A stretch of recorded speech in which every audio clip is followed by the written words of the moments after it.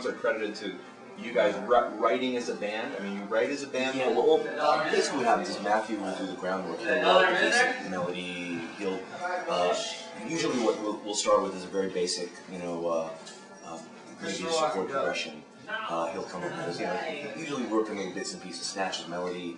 Rarely do we start fully formed, like, okay, here's how the song goes. Yeah. It usually starts off with Matthew will have a tape full of, 5 chords, 6 chords.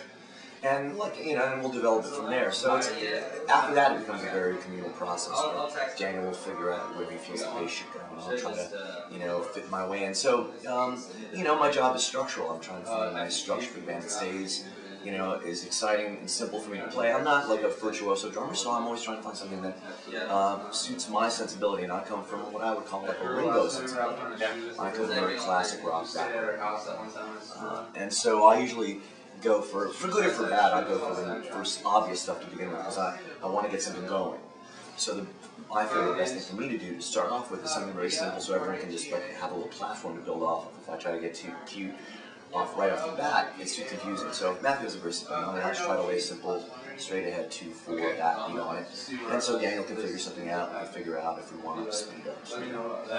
Try to make it very organic, and so I end up with very simple, I like to think of very simple things, effective, that I can execute night after night, and I don't have to kill myself, and I don't have to I don't know, I'm a pretty simple drummer. I like to keep it simple, and I think that's the best way to do it. And it also allows me later, if I want to take liberties with stuff, I can do a different fill here. I'm not really super tweaky about drum parts. I don't really spend too much time,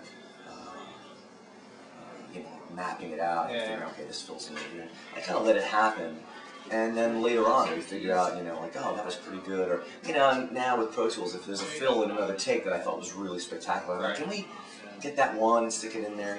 You have that luxury now. And so, but I still have that thing where I feel like the performance of the drummer at the, as the red light goes on. That's kind of a really important thing. So I try primarily to get a good live performance of the rhythm section in the studio to make it solid and comfortable. And then we can fuck with it later, or if that doesn't work, we take other tacks. But it's a pretty communal process. Yeah. Critically, you guys have continued to, you moved out of some category of, the popular thing, and you guys have continued to grow. It's like you got a second life. Yeah, it's pretty amazing the way it went down. You couldn't really plan it. We just tried to sort of swim, get your head down and keep moving forward. And by doing that, we were somehow able to. Well, I think because we got better as a band. I think what happened to us is what the record companies, when you go to a major label, they used to talk about this thing called artist development. Something they talk a lot about, but they were, whatever, Aretha Franklin, and you had some, in those days where you had an A&R guy picking up your material. It's kind of an old school concept, the idea of artist development. You start with an artist who's kind of raw, and then you develop them into something that, you buff the diamond.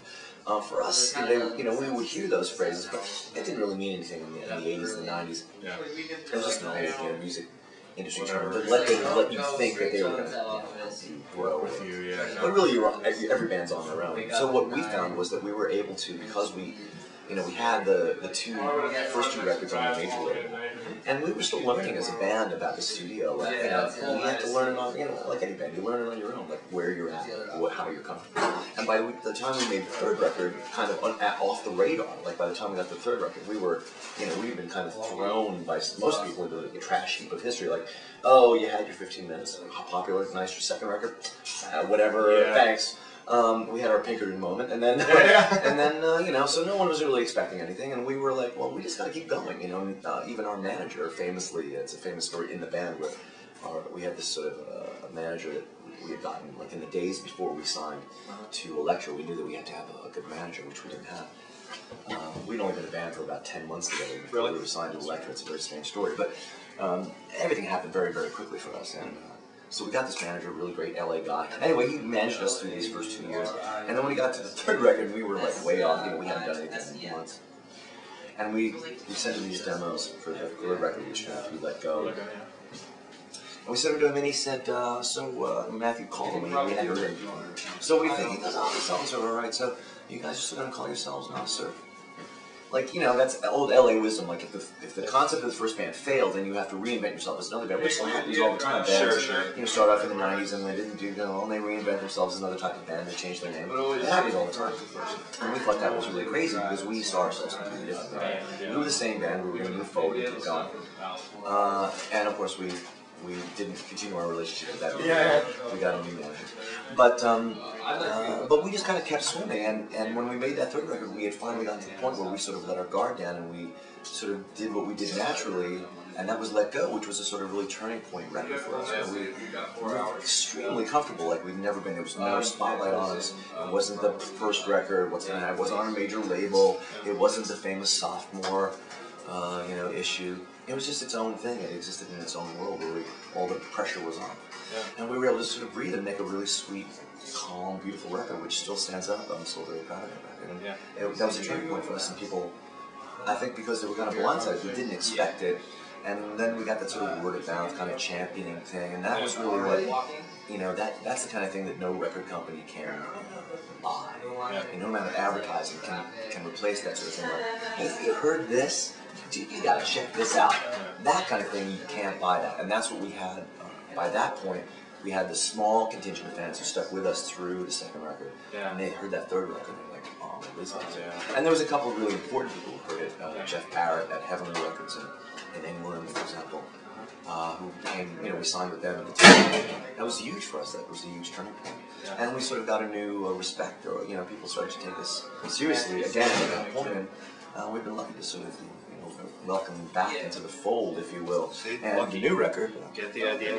We've been touring this record for the past year. Yeah, just about a year now. We started doing promo stuff last December. We started going to Europe and doing interviews and stuff. About January of this year, we started touring. It's the third time in Chicago this year. Yeah. This will be my Kind of like Chicago. It's all the cool kids are hanging here. It's the shows in the Metro are always awesome. Yeah, it's been. But wasn't it a summer fest? Wasn't it like a street fest this year? Yeah, we played a weird sausage. Sausage fest. No, that's sausage fest. That's something else. That's a party for the dudes. No, it's like a street festival, but there was a lot of sausage. Yeah. And I think, you know, the traditional sense of the word. Yeah. And that was really fun and weird. I remember the rainstorm came in, some big thunderstorm came in. It was crazy, man, but it was a good time. The backstage was at Kinko's. Oh, really? Yeah, we rolled in and they were setting up here, and the guy who was organizing go, okay, you guys want to go backstage and relax for, you know, we have an hour or two. We're like, yeah, let's go.